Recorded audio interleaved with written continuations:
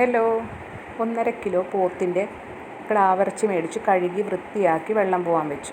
ഈ വീഡിയോയിൽ കാണുന്ന അളവിൽ കറിയാമ്പ്, കുരുമുളക്, തക്കോലം, പട്ട, കറുത്ത ഏലക്ക, ഏലക്ക, വഴണയില അതും എടുത്തു വെച്ചു. ഒരു പാൻ വെച്ചിട്ട് അതിലേക്ക് സൺഫ്ലവർ ഓയിൽ ഒഴിച്ച് ഈ എടുത്തിരിക്കുന്ന മസാലക്കൂട്ടിട്ട് ഒന്ന് പൊട്ടിച്ചതിന് ശേഷം ഇറച്ചി പീസസ് നിരത്തി വെച്ചു. ഈ ഇറച്ചിക്ക് കുറച്ച് വേവ് കുറവായിരിക്കും. നിരത്തിയതിന് ശേഷം അടച്ചു വെച്ച് 10 മിനിറ്റ് വേവിച്ചു. 10 മിനിറ്റ് കഴിഞ്ഞപ്പോഴേക്കും എല്ലാ പീസസും ഒന്നുകൂടി ഒന്ന് മറിച്ചിട്ട് വീണ്ടും അടച്ചു വെച്ച് 10 മിനിറ്റ് വേവിച്ചു. ഈ സമയം നമുക്ക് വേണ്ടത് ഇഞ്ചി, വെളുത്തുള്ളി, കാഷ്യൂസ്, പച്ചമുളക്, സവാള ഒന്ന് മുറിച്ചെടുത്തിട്ടുണ്ട്. ഈ പരുവത്തിലുള്ള 4 സവാളയും 10 പച്ചമുളകും ഒരു 40 വെളുത്തുള്ളി അല്ലിയും ഒരു പിടി കാഷ്യൂസും ഒരു വലിയ പീസ് ഇഞ്ചിയുമാണ് ഞാൻ എടുത്തിരിക്കുന്നത്. ഒരു ചട്ടി വെച്ചിട്ട് അതിലേക്ക് 1 ടീസ്പൂൺ ഗീ ഇട്ട് മുറിച്ച് വെച്ച സവാള പീസസും കൂടെ തന്നെ വെളുത്തുള്ളിയും ഇട്ട് ഒന്ന് വഴറ്റിയതിന് ശേഷം അതിലേക്ക് പച്ചമുളകും ഇഞ്ചിയും കൂടെ കാഷ്യൂസും ഇട്ട് ഒന്നുകൂടെ വഴറ്റി ഈ ഒരു പരുവത്തിലാക്കി എടുത്തു. ഒരു മിക്സിയുടെ ജാർ എടുത്തിട്ട് അതിലേക്ക് 6-7 തണ്ട് കൊത്തമല്ലിയും പുതിനയും 1 ടീസ്പൂൺ മസ്റ്റർഡ് സോസും 1 കപ്പ് തൈരും ചേർത്ത് നല്ലതുപോലെ ഈ വെജിറ്റബിൾസും ചേർത്ത് പേസ്റ്റാക്കി എടുത്തു.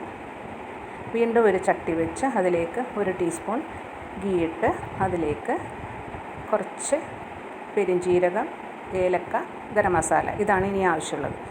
ഏലക്ക ഒന്ന് പൊട്ടിച്ചതിന് ശേഷം അതും ഇട്ട് ജീരകവും ചേർത്ത് ഒരു 6-7 കൊച്ചുള്ളിയും ചേർത്ത് ഒന്ന് മൊരിച്ചതിന് ശേഷം 2 ടീസ്പൂൺ ഗരം മസാല ഇട്ട് മൊരിച്ച് അതിലേക്ക് 1 ഗ്ലാസ് വെള്ളം ഒഴിച്ച് വെന്ത് വന്ന ഇറച്ചി പീസസും ചേർത്ത് ഒന്ന് മിക്സ് ചെയ്ത് ഈ സമയത്ത് നമ്മളുടെ ഈ ഇറച്ചി വേവിക്കാനിട്ട മസാലത്തുണ്ടുകൾ നമുക്ക് എടുത്തു മാറ്റാം. വേണമെങ്കിൽ എടുത്തു മാറ്റിയാൽ മതി, ഇല്ലെങ്കിൽ അങ്ങനെ തന്നെയാലും കിടന്നാൽ കുഴപ്പമില്ല. ഞാനിപ്പോൾ എല്ലാം എടുത്തു മാറ്റി. ഇതുവരെ നമ്മളിതിൽ ഉപ്പ് ചേർത്തിട്ടില്ല, അപ്പോൾ ഇനി ചേർക്കേണ്ടത് ഉപ്പാണ്. അപ്പോൾ ആവശ്യത്തിന് ഉപ്പും ചേർത്ത് നല്ലപോലെ ഒന്ന് മിക്സ് ചെയ്ത് വീണ്ടും ഒരു 5-10 മിനിറ്റ് അടച്ചു വെച്ചു.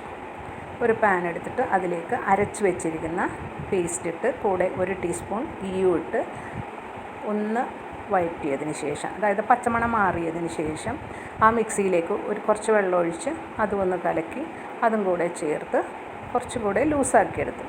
ഇതിലേക്ക് വേവിച്ച് വെച്ചിരിക്കുന്ന ഇറച്ചി പീസസും ചേർത്ത് നല്ലപോലെ മിക്സ് ചെയ്ത് ഒന്ന് തിളച്ച് വരുമ്പോഴേക്കും എണ്ണ തെളിഞ്ഞ് വരും. എണ്ണ തെളിഞ്ഞ് വരുമ്പോഴാണ് ഡെക്കറേഷൻ എന്തെങ്കിലും ചേരണമെങ്കിൽ ചേർക്കാം.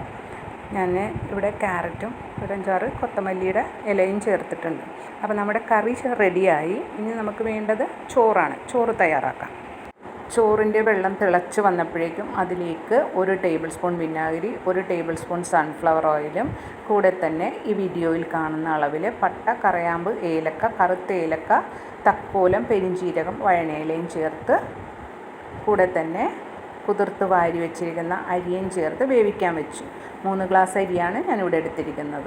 ഒരു പാൻ വെച്ചിട്ട് അതിലേക്ക് സൺഫ്ലവർ ഓയിൽ ഒഴിച്ച് 4 സവാള നേരിയതായി അരിഞ്ഞ് ഫ്രൈ ചെയ്തെടുത്തു. ഫ്രൈ ആയ സവാള ഒരു പ്ലേറ്റിലേക്ക് മാറ്റി സ്പ്രെഡ് ചെയ്തിട്ടു. ആ പാനിലേക്ക് തന്നെ കാഷ്യൂസ് ഇട്ട് ഫ്രൈ ചെയ്യാൻ വെച്ചു.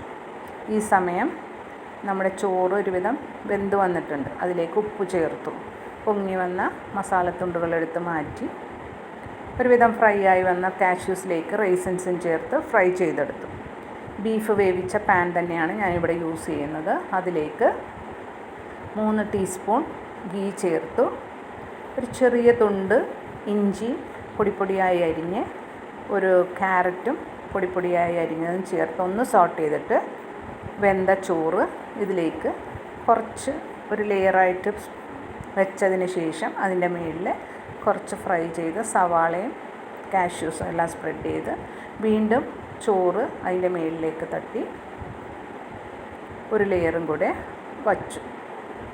അതിൻ്റെ മുകളിൽ കുറച്ച് കൊത്തമല്ലി, ഫ്രൈ ചെയ്ത റൈസിൻസും ക്യാരറ്റും എല്ലാം സ്പ്രെഡ് ചെയ്ത് 10 മിനിറ്റ് അടച്ചു വെച്ച് വേവിച്ചു. 10 മിനിറ്റ് കഴിഞ്ഞപ്പോഴേക്കും നല്ല സൂപ്പർ ചോറ് റെഡിയായി. ഇത് ബീഫിൻ്റെ കൂടെ ബെസ്റ്റ് കോമ്പിനേഷനാണ്. Creamy beef and rice ready. Try ചെയ്ത് നോക്കൂ.